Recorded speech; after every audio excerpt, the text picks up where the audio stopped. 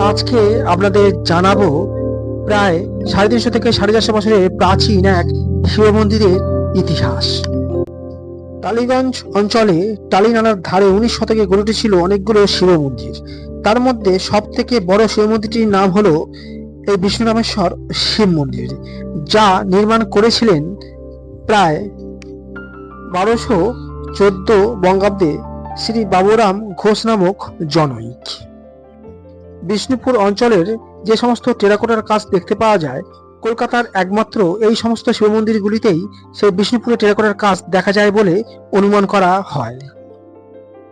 বিষ্ণুপুরের টেরাকোটার কাজ বিষ্ণুপুর ব্যতীত কলকাতার একমাত্র এই মন্দিরগুলিতেই আপনারা দেখতে পেয়ে যাবেন। আগের 4টে যে শিব মন্দির আপনাদেরকে বলেছিলাম, যেটি কিন্তু টেরাকোটা শিব মন্দির। টেরাকোটা 4টি শিব মন্দির পরে কিন্তু এটি 5 নম্বর শিব মন্দির। সেই 5 নম্বর শিব মন্দিরের কথাই কিন্তু আজকে আপনাদেরকে জানাবো এবং সঙ্গে কিন্তু জানাবো এই মন্দিরের ইতিহাস।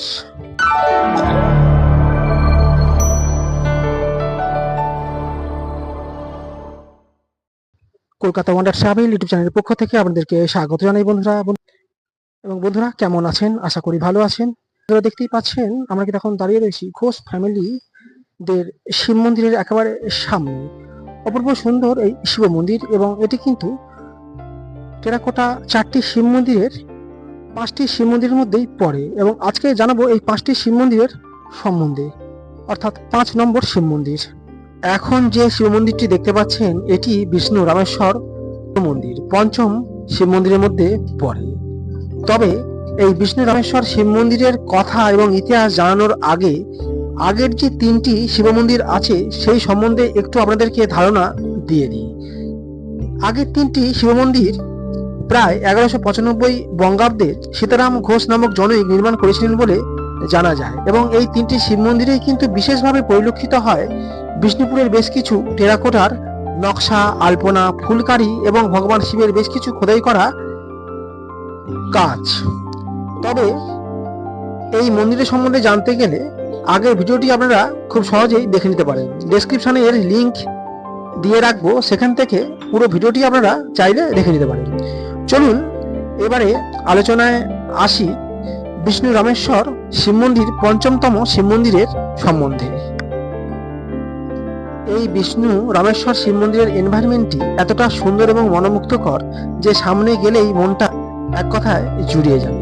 চারিদিকে গাছপালা দিয়ে সবুজে সবুজায়ন, এবং তার মাঝখানে রয়েছে বিষ্ণু রামেশ্বর অপূর্ব সুন্দর প্রায় 350 থেকে 400 বছরের প্রাচীন এই শিব মন্দির।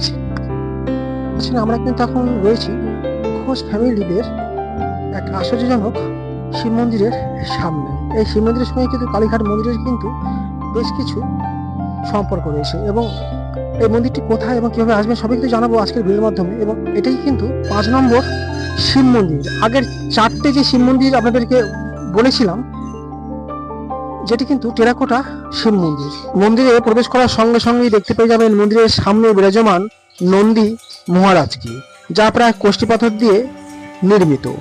এবং এই 8 চালা বিশিষ্ট শিব মন্দিরটি প্রায় মাটি থেকে 1.5 মানুষ উপরে অবস্থিত। কয়েকটা সিঁড়ির সাহায্যে উঠতে হয় মন্দিরের বাবা শিবের দর্শনে। চলুন এবার আমরা জেনে নিই এই বিষ্ণু রামেশ্বর মন্দিরের অলৌকিক ইতিহাস। টালিগঞ্জ অঞ্চলে টালিনালার ধারে 19 শতকে গড়ে উঠেছিল অনেকগুলো মন্দির।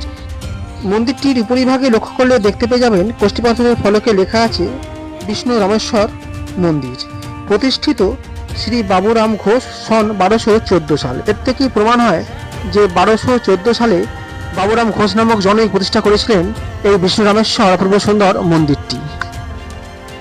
পশ্চিমমুখী ত্রিখিলান এই মন্দিরটির থামগুলো প্রথাগত প্রাচীন মন্দিরে ব্যবহৃত 8 কোণা কীর্তির, এবং মন্দিরটির গর্ভগৃহের ছাদ উত্তর দক্ষিণে 5 খিলেনের উপর নির্ভর গম্বুজ দ্বারা নির্মিত। মন্দিরের দেওয়ালের পঙ্খ ও পলস্তারায় ফুল লতাপাতার সজ্জা ছাড়াও ফলকে উৎকীর্ণ কিছু নকশা ফলকও রয়েছে। মন্দিরের এই সমস্ত অলঙ্করণ অন্যান্য মন্দির থেকে এই মন্দিরটিকে আলাদা করেছে বলে মনে করা হয়। একটি হেরিটেজ তকমা পাওয়া মন্দির, এবং অসম্ভব সুন্দর কিন্তু মন্দিরের আর্কিটেকচার যেটা কিন্তু আমরা দেখতে পেয়ে যাচ্ছি, এটি কিন্তু এন্ট্রি আমরা কিন্তু এন্ট্রি করছি।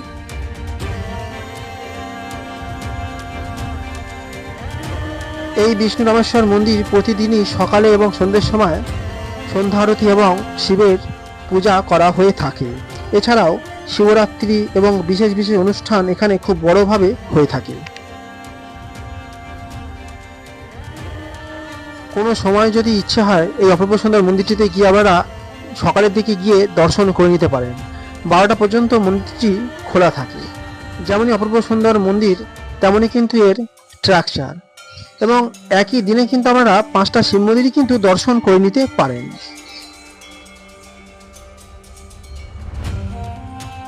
প্রায় 350 থেকে 400 বছরের প্রাচীন শিব মন্দিরের গাত্রে এখনো বিভিন্ন রকম কিন্তু অলঙ্করণ পরিলক্ষিত হয়, এবং এই অপূর্ব সুন্দর মন্দিরের চারিধারের যে সবুজায়ন গাছপালা ঘেরা যে প্রাকৃতিক সৌন্দর্য তা আপনাকে এক কথায় মুগ্ধ করবেই। সময়, সুযোগ এবং ইচ্ছে থাকলে কোনো একদিন সকালের দিকে এসে এই 5টি শিব মন্দির একত্রিত একই সঙ্গে আপনারা এসে ঘুরে যেতে পারেন। আশা করি আপনাদের খুবই ভালো লাগবে। 3টি শিব মন্দিরের কথা আগেই বলেছি, যা টেরাকোটা বিষ্ণুপুরের মন্দিরের সমতুল্য, এবং এটি 5 নম্বর শিব মন্দির, যা কিন্তু কালীঘাট মায়ের মন্দিরের একই স্ট্রাকচারে কিন্তু নির্মিত বলে জানা যায়। এই সমস্ত মন্দিরগুলোই কিন্তু আপনারা একই দিনে কিন্তু এসে কিন্তু দেখে নিতে পারেন। মন্দিরের 3টি দরজার মধ্যে মোটা মোটা থামের মধ্যে হলুদ, সবুজ এবং লালের কম্বিনেশন সত্যি দেখার মতন, এবং মন্দিরের ঠিক সামনে থেকে বেশ কিছু কারুকার্য এবং নকশা এখনো অবধি দেখা মেলে। সময়, সুযোগ এবং মনে ভক্তি থাকলে একদিন এসে ঘুরে যেতেই পারেন। মনোমুগ্ধকর প্রাকৃতিক পরিবেশ, গাছপালার সমারোহে অপূর্ব সুন্দর এই ঐতিহাসিক মন্দিরগুলি আপনাকে সত্যি আলাদাই একটা জগতে নিয়ে যাবে বলে আমার ধারণা। যারা এখনো আসেননি তারা এসে ঘুরে যেতে পারেন। আজকে এই পর্যন্তই। আগামী দিনে নিয়ে আসছি কোনো একটি নতুন এইরকমই ইন্টারেস্টিং ভিডিও। এবং বন্ধুরা, আপনারা এখানে কিভাবে আসবেন চলুন সেই রোড ম্যাপটা একটুখানি আপনাদেরকে জানিয়ে দিই। প্রায় 350 থেকে 400 বছরের প্রাচীন এই বিষ্ণু রামেশ্বর মন্দিরে যদি আপনারা আসতে চান, তাহলে বাসে করে আসতে হলে আপনাদেরকে নামতে হবে টালিগঞ্জ করুণাময়ীর একেবারে সামনে। এছাড়া যদি আপনারা মেট্রো করে আসতে চান তো নিয়ারেস্ট মেট্রো স্টেশন মহানায়ক উত্তম কুমার মেট্রো, এবং সেখান থেকেই আপনারা খুব সহজেই চলে আসতে পারেন এই বিষ্ণু রামেশ্বর মন্দির তথা 5টি শিব মন্দিরের দর্শনে। আমি এসেছিলাম টালিগঞ্জ করুণাময়ী হয়ে, তাই সেই ডাইরেকশনটা আপনাদেরকে ডিটেলসে দেখে নিচ্ছি। খুব সহজেই আপনারা চলে আসতে পারবেন।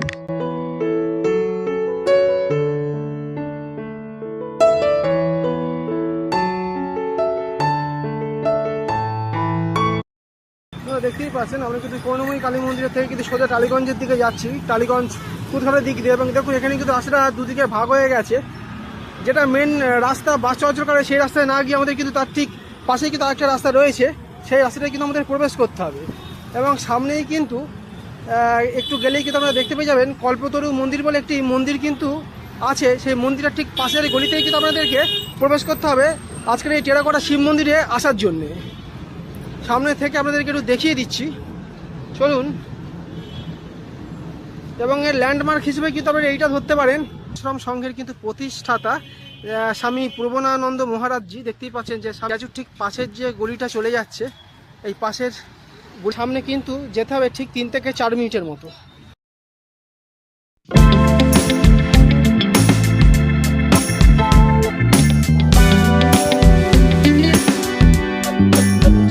কিন্তু আপনারা কিন্তু দেখতে পেয়ে যাবেন, হর হর মহাদেব দেখতে যাবেন। এবং আজকের এই ভিডিওটি যদি ভালো লেগে থাকে তাহলে অবশ্যই কলকাতা ওয়ান্ডার ট্রাভেল ইউটিউব চ্যানেলটিকে সাবস্ক্রাইব করে পাশে থাকবেন। এরকম কিন্তু জানা অজানা বিভিন্ন ট্রাভেলিং সংক্রান্ত ভিডিও এবং ট্রাভেল সংক্রান্ত ভিডিও পেয়ে যাবেন কলকাতা ওয়ান্ডার ট্রাভেল ইউটিউব চ্যানেলের মাধ্যমে। ধন্যবাদ।